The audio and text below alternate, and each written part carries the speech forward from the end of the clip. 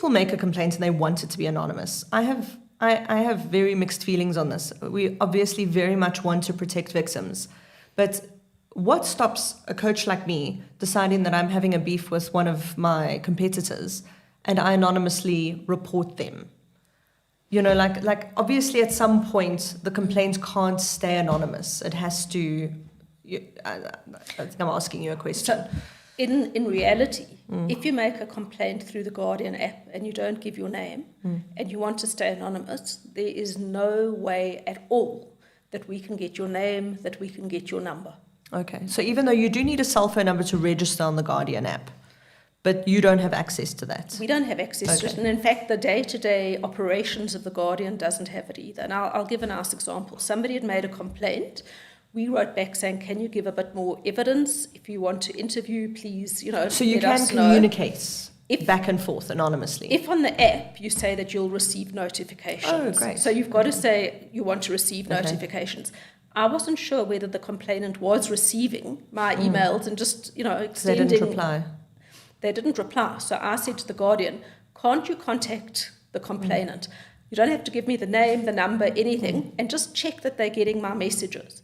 They said they cannot. The only time they ever can get a number is if it's an absolutely life-threatening, a teenager ODs and then says, I've taken whatever and goodbye. And then they've still got to go through a very strict process on their side. So it's not, oh dear.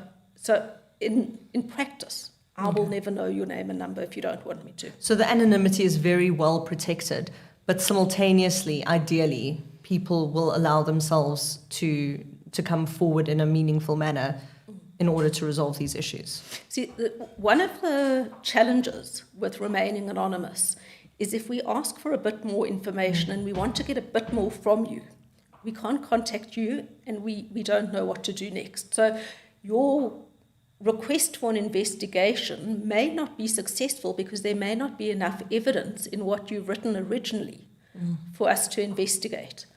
If you do say who you are, you can say, okay, Tanya, you can know who I am and the other DSO, but nobody else.